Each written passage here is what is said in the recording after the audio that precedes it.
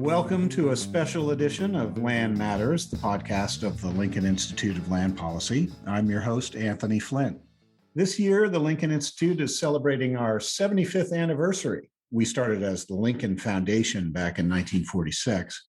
And on Land Matters, we're having a series of conversations about the people and places that have influenced the organization over time.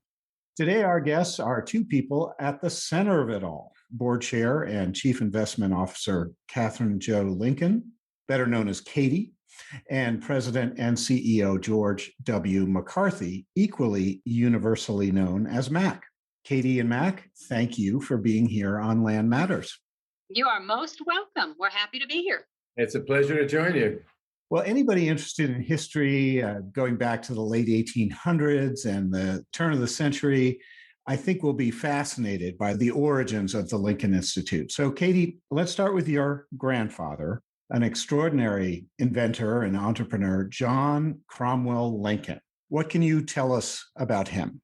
Well, my grandfather was the son of a Methodist minister, but equally important as the woman that I am, his mother, my great-grandmother, was a self-taught medical doctor, which back in those days was not very common. She had 8 children. I find that as a woman pretty amazing in those times.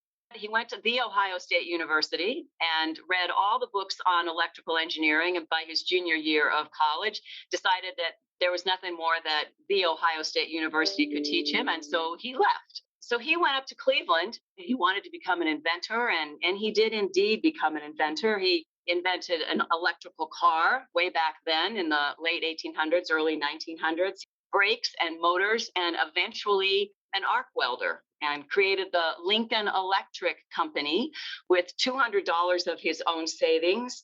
And, this past year, we had close to $3 billion worth of sales for the company, publicly held, trades on NASDAQ now in the public markets, and very successful, the world's largest welding company, vertically integrated and wildly successful, still sells most of my grandfather's patents globally.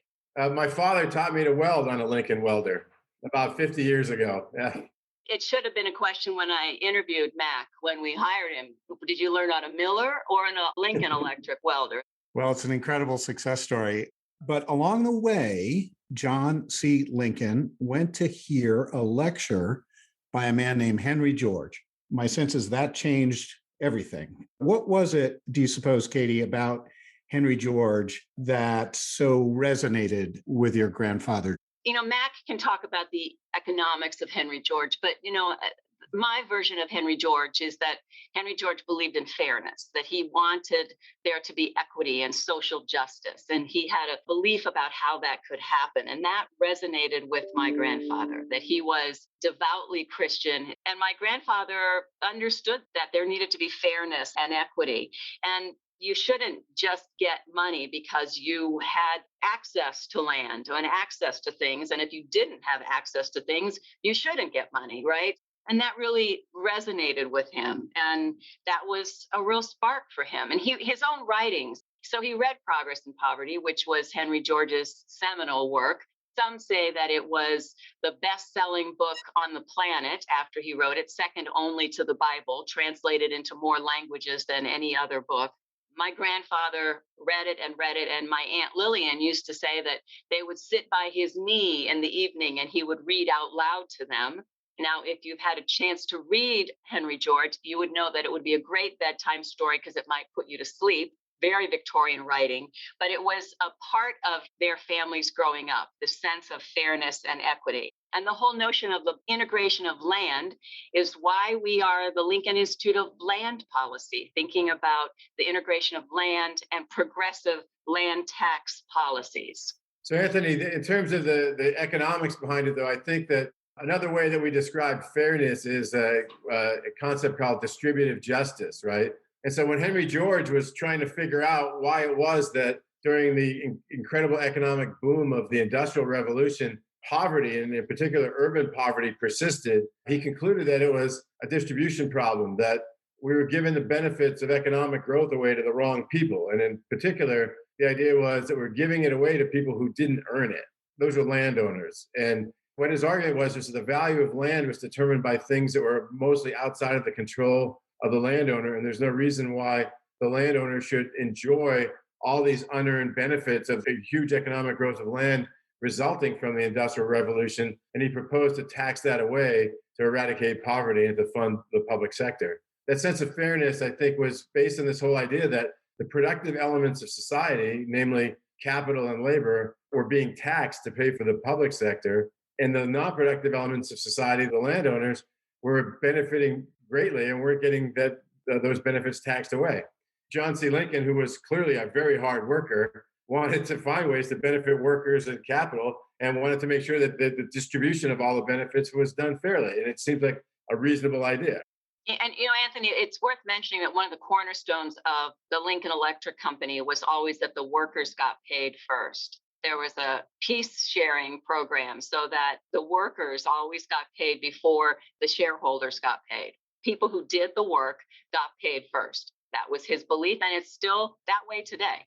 So John C. Lincoln, he had moved from Cleveland to Phoenix, establishes the Lincoln Foundation in 1946 in Phoenix, and begins to fund a number of research and educational opportunities, really becomes a philanthropist in the area and beyond. And then in the early 60s, a new era begins as your father, Katie, David Colville Lincoln, takes over the reins. What did he do and what was driving him as he shaped the organization that we know as the Lincoln Institute today? I think it was the same sense of fairness and equity. My father's mission statement, his charter, was the golden rule, right? Anyone who knew my father would know that if he were to ever have gotten a tattoo, which he never would have, it would have been do unto others as you would have them do unto you. And that was who he was, a thoughtful person. He also truly believed in education, and that strong education was the most important thing. It's funny, and I said this to my children recently as well. Just recently, my children are older now, but in our family, it was a foregone conclusion they were going to college. There wasn't a discussion. It was a lifelong learning process, and that was how my father was. With the foundation, my grandfather passed in the late 50s, and so my dad took over the reins of the Lincoln Foundation, as you mentioned, and then he started up partnerships with various colleges and universities around the country. He went to Claremont Men's College in Claremont, California, and started a partnership with them, looking at property tax issues and land issues. He went to the University of Hartford and started up and worked with them. But he wanted ultimately to create a standalone entity. He really wanted to think about a place that would truly focus on land policy, because if you think back to the 70s, there really was no place, Anthony, that was just looking at land policy uniquely. I mean, certainly the Urban Institute had a piece of it. ULI had a piece of it. There were policy organizations around, but there was no one that was just really looking at land policy as a key piece of this. And so he wrote to half a dozen or more of the key policy universities because he wanted it to be educationally centered. There were key attributes. He wanted it to be a strong policy school. He wanted it to be in an urban environment with good public transportation and a city or an environment where people from around the globe would want to come visit. The only president to write him back was Derek Bach at Harvard. Dr. Bach said, sure, we think this is a great idea. Come on, we'll help you find a location. This will be great. Come into Cambridge, and we think that this is a really good idea for you to come and form a new institute focused on land policy. Thus began a long collaboration with Harvard University, but we're actually not part of Harvard University. We're nestled in Cambridge and work with Harvard and MIT. It's interesting to think about those days in the early 1970s, with David Lincoln entering into these conversations and building these relationships. I wonder, just on a personal level, if you can talk about what kind of man he was, someone who didn't crave the spotlight, certainly, a frugal man, had that same briefcase for many years, after my own heart in terms of that sort of Yankee sensibility. How do you think that played out in terms of the people that he was talking with and these partnerships that he was beginning? he believed in people and would always go the extra mile for people and cared deeply about people. And I think that was one of his hallmarks. I also would have to say, and I think Mac would agree with this, what a good listener he was, that he was an active listener and would invariably ask the right question that you didn't even know you needed to have asked, but that all of a sudden he would go, oh, yeah, that is the right question. And it was always the hardest question because he listened so well and he'd gather all the information from around the table. And then you'd go, okay, yeah, that was the right question to be asked. I will repeat this. It was always about the education. He wanted there to be good research and good education so that people would really understand the why. But he wasn't afraid to touch on difficult questions, difficult challenges, and he used dialogue as a way to get to broader understanding, both for himself and for others. And he did it in a very kind and thoughtful way. So you never felt like you're being attacked. You just felt like there's an honest inquiry going on, and he would be willing to kind of draw forth the information he needed to kind of reconcile whatever confusion he had in his own head. And it was always just such a productive conversation with him. It wasn't about anybody getting one up on somebody else. It was really just about getting to a better level of understanding. As a leader, Anthony, I will have to do this at some point, right? Transitions out of my role now. And when I transition out of it, how to do that. I have on my desk behind me a hammer that's engraved Lincoln Foundation. And when he handed it to me, when he stepped down as chair of that board, and I stepped in as CEO, actually, of the foundation, he handed it to me and he said, I hope you never have to use this. And I never have to use it because he taught me. He was so wise in the way that he guided me into that replacement role that I haven't, to my knowledge, no one's ever said, Katie, to put the hammer down. He guided me into the way to be a leader in this organization. And that's a lesson. He was such a mentor for me as well as my father. Well, let's talk about that succession, the third generation of Lincolns, and that's you becoming chair in 1996. And the Lincoln Institute by that time was pretty well established, but you sought some changes. Can you tell us a little bit about what were some of the new directions that you wanted the organization to take? I wanted us to be more accessible. Not that the education and research was ever going to go away, but I wanted us to reach our audiences, our policymaking audiences, with language and in ways that was more accessible.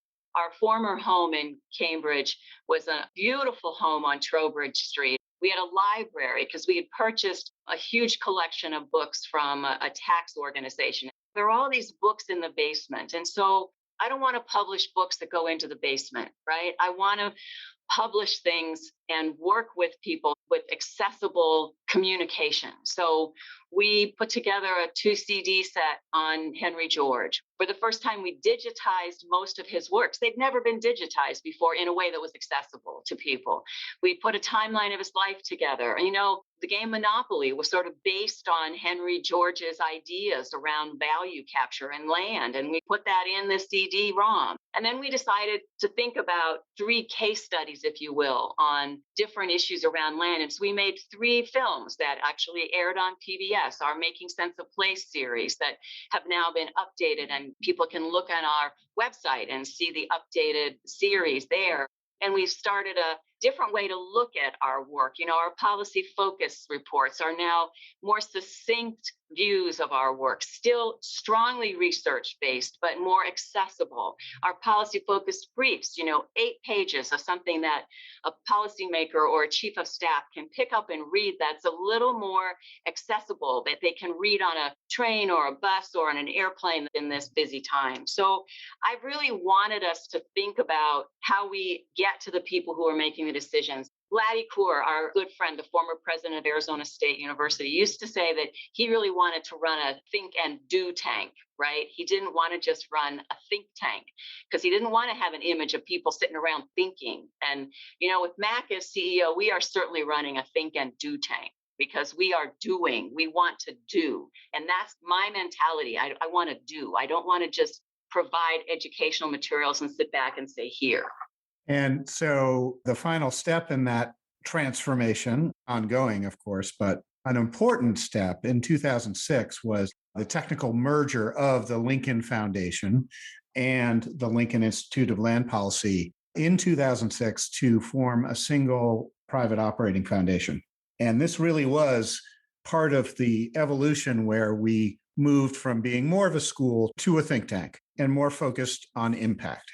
That is indeed what brings me to Mac. The president overseeing the merger, Greg Ingram, announced his retirement and a search for a new chief executive began. Mac, you were at the Ford Foundation at the time, a big place with a lot of funding and influence. What attracted you to the Lincoln Institute? There are a few things, Anthony. One thing was that I've been working at Ford for about 14 years. I'd seen a lot of the work that we're doing really clearly right on the ground. And the last 5 years that I was working there, I was asked to lead and kind of actually develop the strategy for a new line of work at Ford, what we called Metropolitan Opportunity. And then the second one called the Just Cities, where we were actually trying to find ways to facilitate better opportunities for residents of metropolitan areas to advance in their lives. And we proposed to do that by merging efforts to do major infrastructure investments like public transportation with affordable housing, with economic development. We were working at the time in 10 cities in the US and in about 10 other cities globally.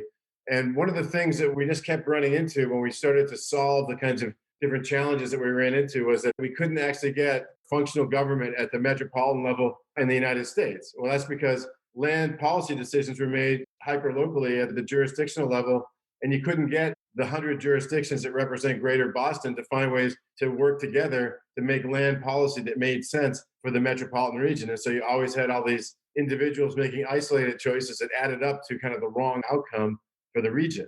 And we saw that played over and over and over again. It was just overwhelming. Why couldn't we produce a sufficient amounts of affordable housing to shelter people in the cities in the US and the rest of the world? Well, turns out it was land prices. And we couldn't find a way to kind of reconcile the land prices and what it costs to build affordable housing to make at least market rate housing affordable to low and median income families.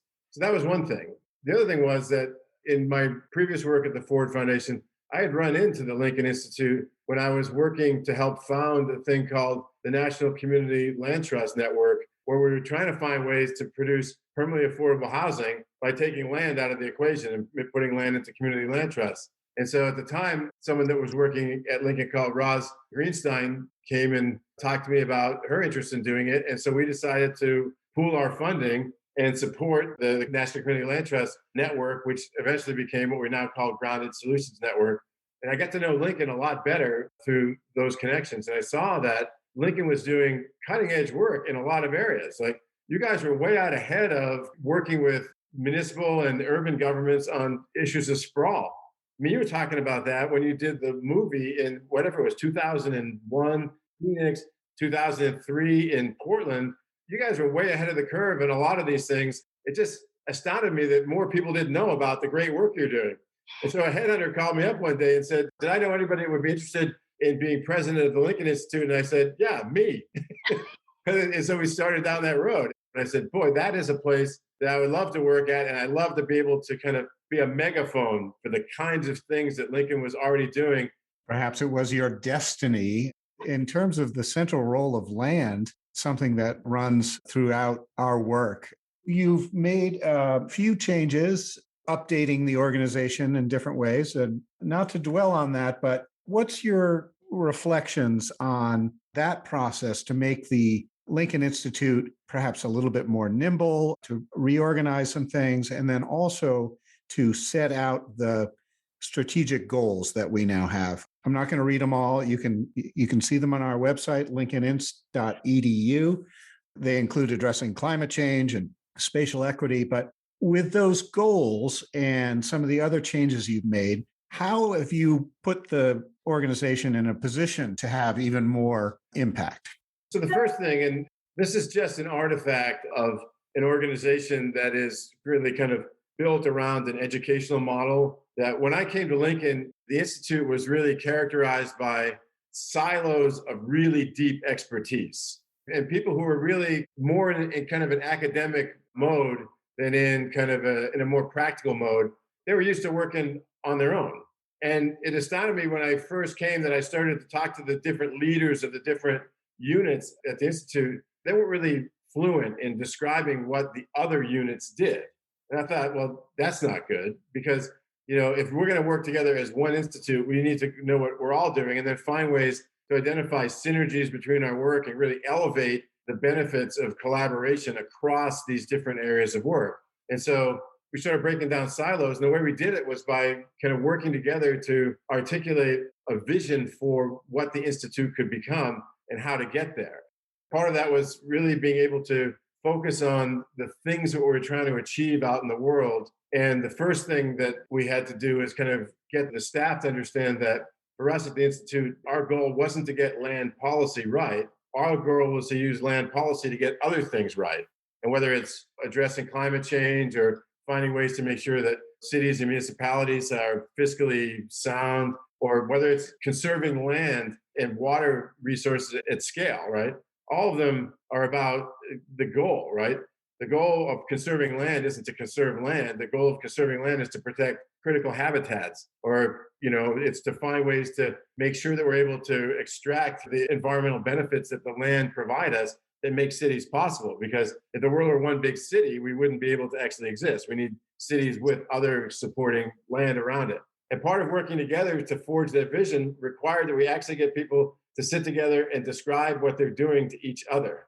And then as everybody started to see what each other was doing to contribute to our efforts to achieve our mission, they saw ways they could work together. So it was big, right?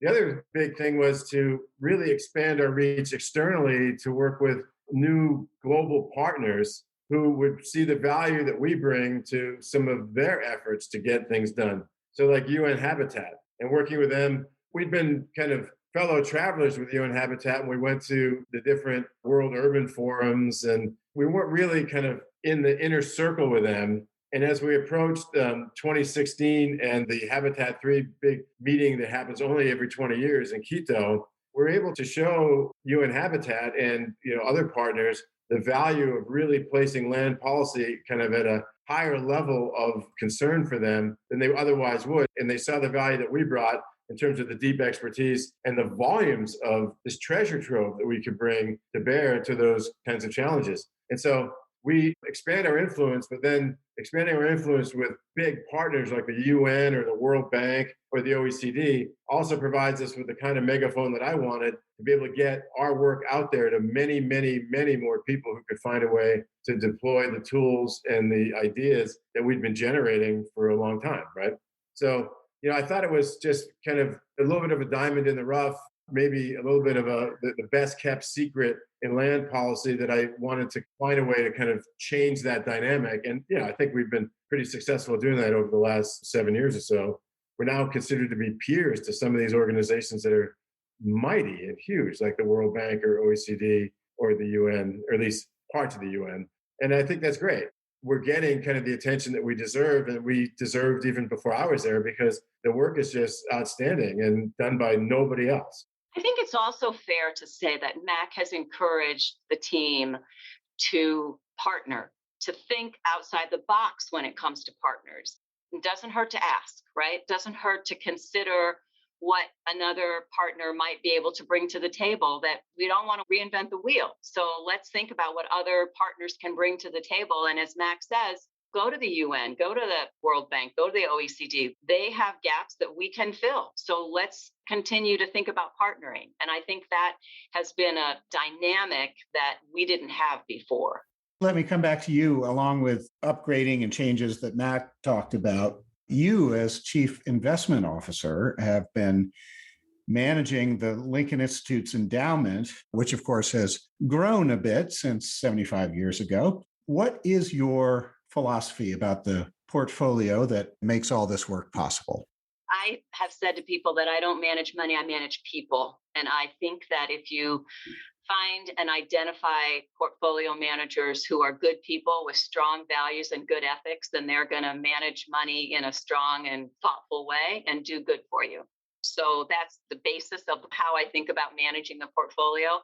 I also believe that this is a perpetual organization. I think that the issues that we are dealing with are really important now. The issues that the next generation and the generation after that and the generation after that and the seventh and eighth and ninth CEOs are going to be dealing with are going to be equally important. So we need to make sure that the endowment is secure and that there's money still in the future to continue to support the work of this perpetual organization.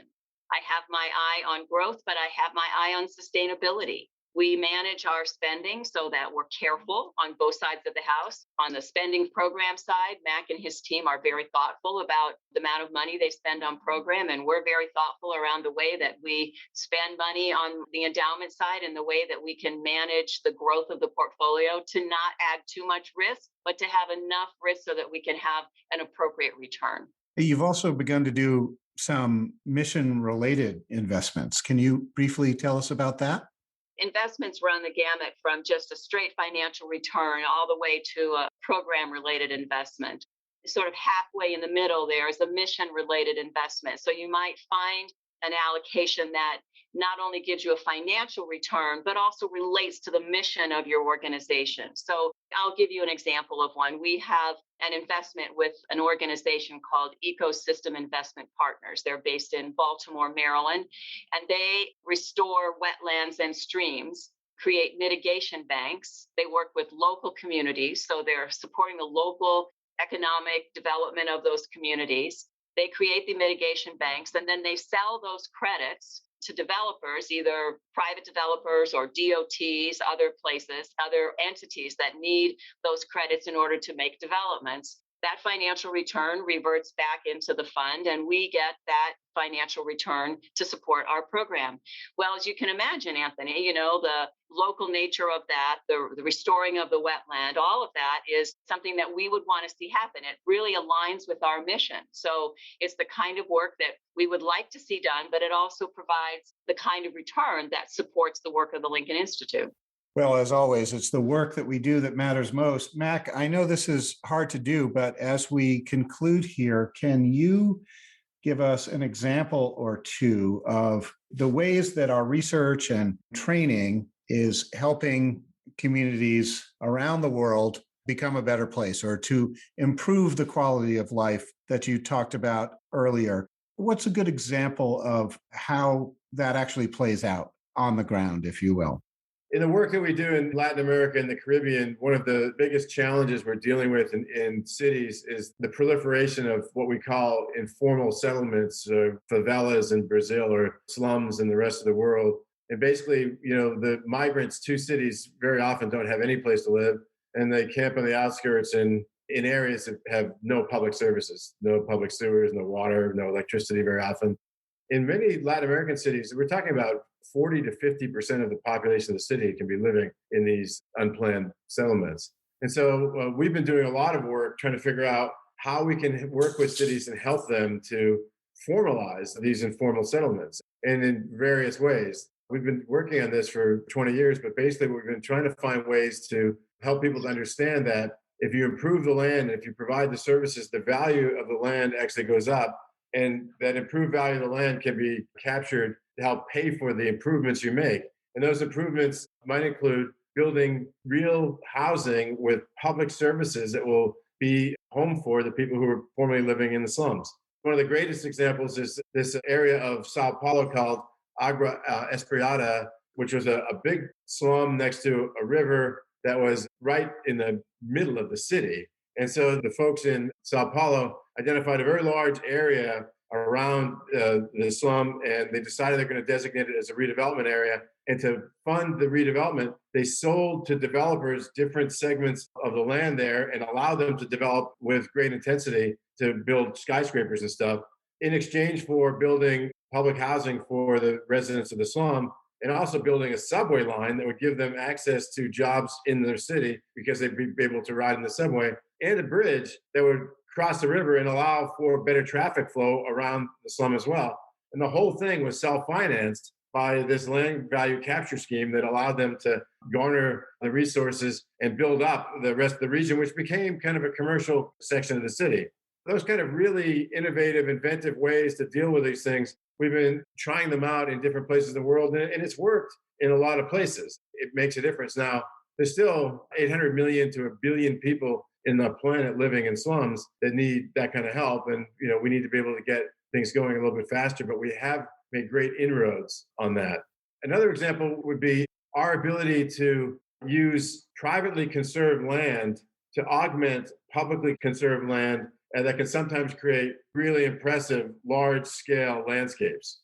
Part of that is finding ways to kind of work together on the planning and the implementation with a bunch of different stakeholders who otherwise wouldn't get together. And so we worked in Montana on this large landscape called Crown of the Continent, which is finding ways to conserve private land that connected the national parks like Glacier National Park, Waterton National Park up in Canada, and then further south, that eventually became one of the largest land conservation regions in the world, conserving combined 100 million acres of land, public and private land, and protecting habitat for endangered species like grizzly bears, who otherwise would be crowded out. And so the work we did on conserving private land is really important because there's nobody out there advocating for private land conservation. And most people, when they're thinking about conservation, they're trying to motivate the public sector to just designate conserved lands through national parks or state trust lands or national forests. In this case, we found ways to work with private landowners to conserve land in perpetuity by establishing things called conservation easements. So in the United States alone, with the help of the Land Trust Alliance, there's now 57 million acres of private land conserved, which is a land area equal to the size of the state of Minnesota, right? So that land area does a lot, right? It helps to clean the air, it helps to clean the water, it provides lots of services to cities, as well as recreational opportunities for people and habitat for other species that otherwise wouldn't be done. And so it doesn't just increase the quality of life for people, it increases the quality of life for lots of things, right?